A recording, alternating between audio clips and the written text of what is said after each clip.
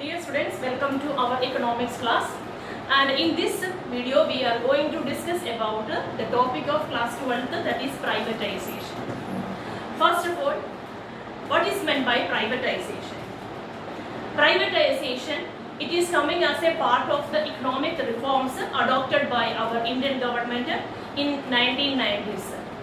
Here, we are discussing that either the ownership of public sector undertakings, a part of the share, otherwise equity, it is selling to the private sector, otherwise the public sector undertakings, that is selling to private sector.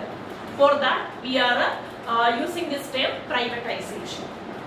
See, when we were discussing about 1950s economic situations of India, in the 50s to 1990, when we were discussing, during that time we were discussing about like more importance it was giving to some of the public sector undertakings. But students, some of the public sector undertakings, because of some reasons, it was not functioning properly, it was not in a profit situation.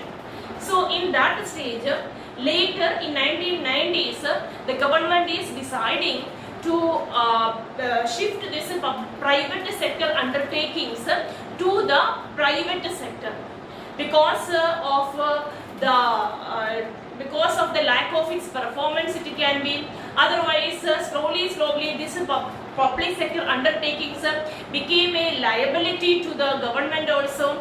Otherwise also there was some reasons like that these public sector undertakings it was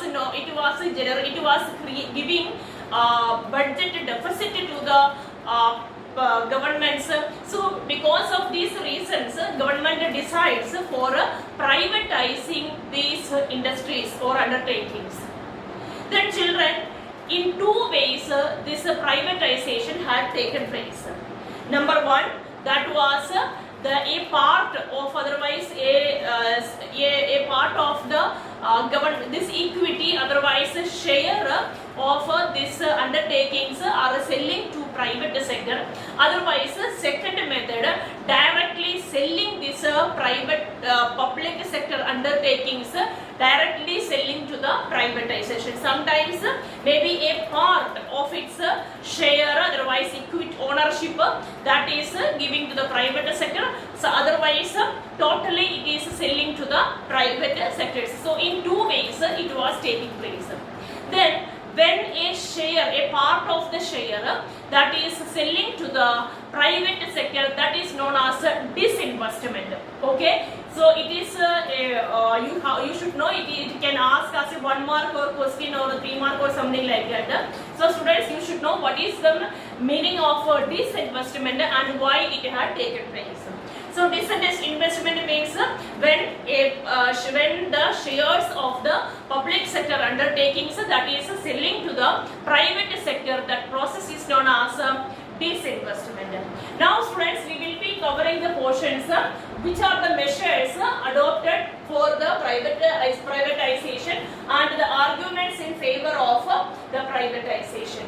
So here the methods used for the privatization, that was what is disinvestment, then policy of de-reservation, policy towards public sector undertakings, and special status to PSU. These are the points here we are discussing. Then first one, disinvestment, already I told you that this ownership will be selling to the private sectors. Then policy of de-reservation. Policy of de-reservation. See, when we were discussing about 1950 to 1990s, that Indian economy, there I told you that some of the sectors it was reserved only for the public sectors, some of the large scale, where the large scale investment it was required. Otherwise they wanted to give more services to the people, welfare, that in that case some of the areas that was reserved only for the public sector undertakings. Then now what happened in 1990s, that the reservation reservation, the sectors which was reserved only for the private sectors, that is removed. Okay, that is a de-reservation of PSUs. And after that, only 3 sectors that was reserved for the public sector,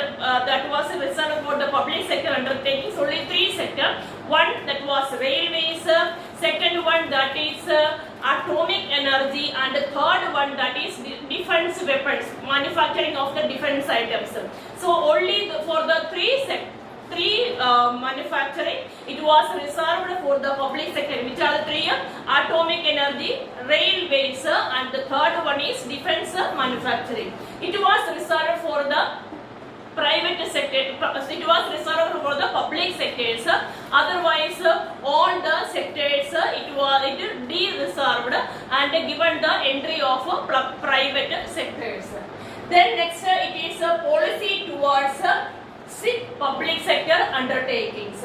Here children, we are discussing, like just now I told you some of the public sector undertakings, it was not working efficiently. In that cases, for upgrading, otherwise making it more efficient, what happened here, that they are forming one agency. Okay, one government department is forming, and through that it is improving, like it is given to the private sectors, that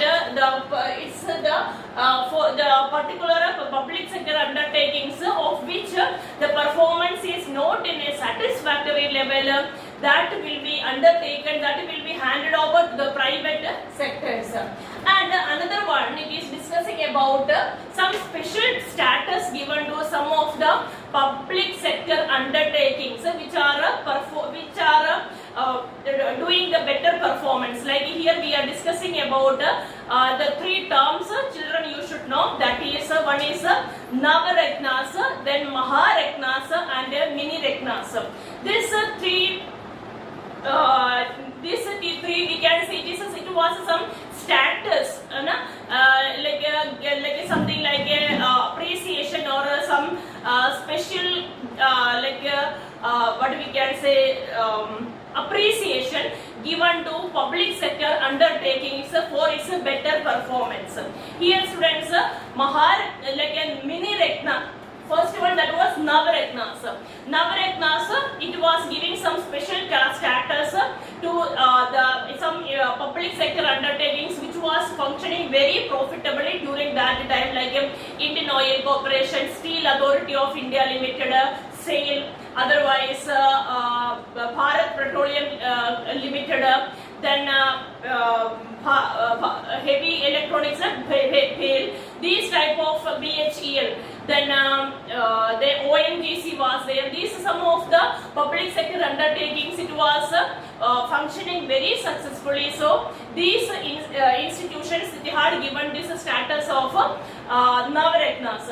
Then in 2009, like that, another again this started. Then it was given like that Maharatnas, and later again given the special encouragement to the like public sector undertakings which was doing better performance, that was Mini Ratnas. So children, like here we can, in these institutions which have got this right, otherwise consideration, like a status given like Maharatnas or Mini Ratnas or Navaratnas, actually they have given the power for controlling itself, taking important decisions by themselves also, like they are having the right for managing and taking important decisions related with its functioning. So that's about the policy measures of privatization.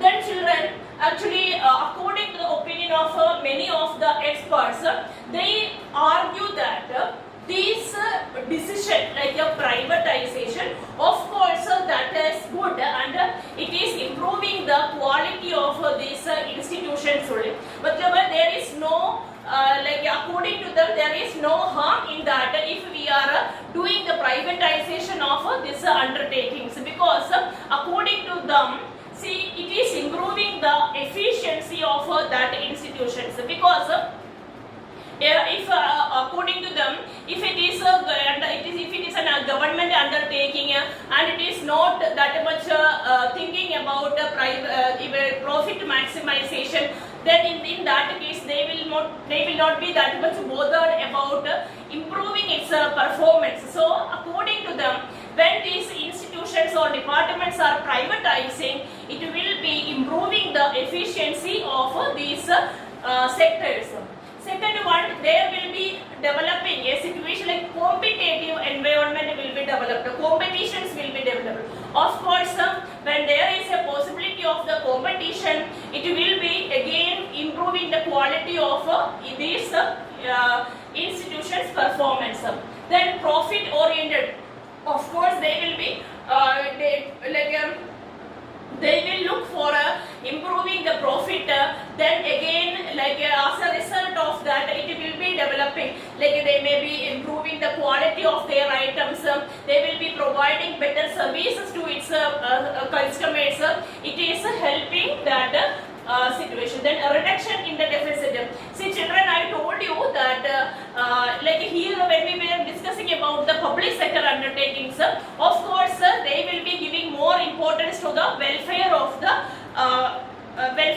society, welfare of the citizens and the nation. Then in that time, they are not that much thinking about the profit maximization, and they may be providing subsidy or these type of for some of the financial assistance they may be providing, public sector undertakings. But when it privatizes, now they are not that much bothered about that concept, otherwise welfare angle. Now children, what happened? Then in that cases, when they are not giving much importance to these type of the things, welfare or providing subsidy or something like that, it is helping to reduce the deficit of the government budget. Okay, because less subsidy or these type of the activities, so government's financial burden will be reducing, and it will help for reducing the deficiency of the budget. Then quality services it will be providing to the people. Then greater investment and employment opportunities. Now they are investing, like before means actually government it's a investment pattern, it's a production activities, it was in another angle now, but now it is privatized, its concentration will be in another way. Okay, it will be focusing another way the production activities, it will be investing in large quantity, it will be expanding its services, then as a result of that more amount of the employment opportunities also will be developed. Then flexibility in the decision making. Now it is a private firm, now these undertakings are working in a private sector, so they are not that much foundation according to the government that angle it should function, because some liberalization and flexibility developed in these sectors, and as a result of that they are able to take flexible decisions. Otherwise if it is a government institutions, then it will be little bit a rigid type of institution. But now what happened, flexibility came, and according to some of the people, according to one section of the people, they are saying that of course privatization will be helping to improve the quality of these sectors. Now students, we are discussing about what are the arguments against this privatization. Though I explained a lot of a positive side of the privatization, see it's not like that the privatization is having only positive effects on the economy. Of course it is having a number of negative impacts also. Number one, students, when these undertakings are thinking, when its ownership is shifted to the private companies or persons or individuals or something like that, otherwise group or something like that, always these private institutions, private group are focusing only the profit maximization, and this profit maximization is having its own impact, because now they are least bothered about the welfare of the society and the people. They are only focusing for the profit maximization of their industries. So that is one drawback. That is first one, they are focusing, too much focus they are giving to the profit maximization, and secondly the welfare of the people, welfare of the society, that is a second step for these sectors. And next one is about the unemployment, because according to some of the people, see, when it is everything it is managed by the private sectors, its impact will be coming on the employment sector also. And next point, that is the industrial development. Here industrial development means these institutions, they are always giving more importance for their development. Okay, they are not that much bothered about even the nature also. Otherwise, these type of the things, they are not thinking much about the long term benefit. They are just thinking about the short term benefit only. So it will be developing impact on the economy also, for the nature also. So students, that's about the topic of privatization. Okay students, all of you kindly